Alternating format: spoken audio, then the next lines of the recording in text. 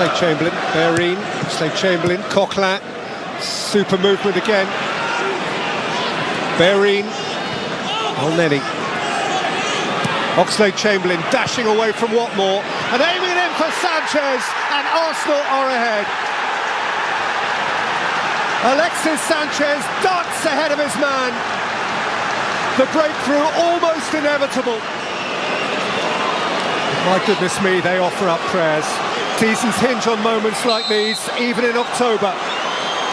Jermaine Defoe, Cooley.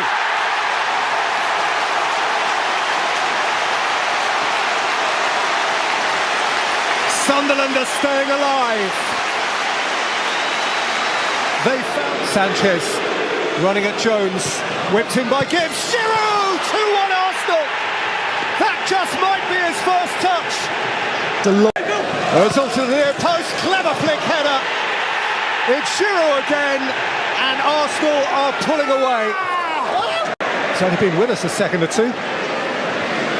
Sanchez, what a lovely idea. Elneny.